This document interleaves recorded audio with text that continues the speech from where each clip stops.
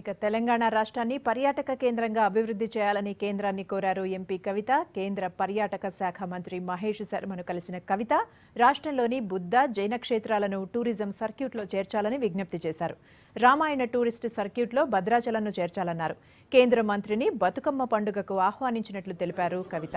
ఇక ఎంపీ కవిత విజ్ఞప్తిపై సానుకూలంగా స్పందించారు మహేష్ శర్మ. కేంద్రంతో మాట్లాడతామన్నారు.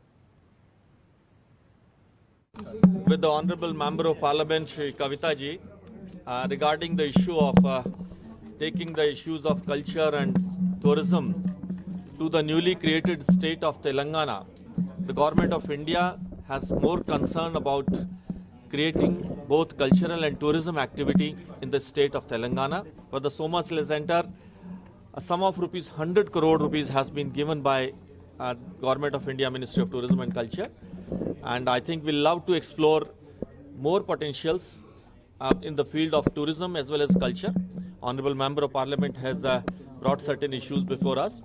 A group of officials will start working on this, and we'll love to see that Telangana, after being the newest state, achieves the greatest height in the field of tourism and culture. తెలంగాణకు సంబంధించి ఎన్నో అంశాలను minister గారితో మాట్లాడడం జరిగింది. ప్రధానంగా సోమశిల ప్రాజెక్టుకి 100 కోట్లు ఈ సంవత్సరంలో వాళ్ళు మినిస్ట్రీ నుంచి గ్రాంట్ చేయడం జరిగింది. అదేవిధంగా తెలంగాణ ప్రాంతంలో మరి ఎన్నో కోటలు ఉన్నాయి, వాటిని ఎప్పుడు కూడా పట్టించుకోలేదు.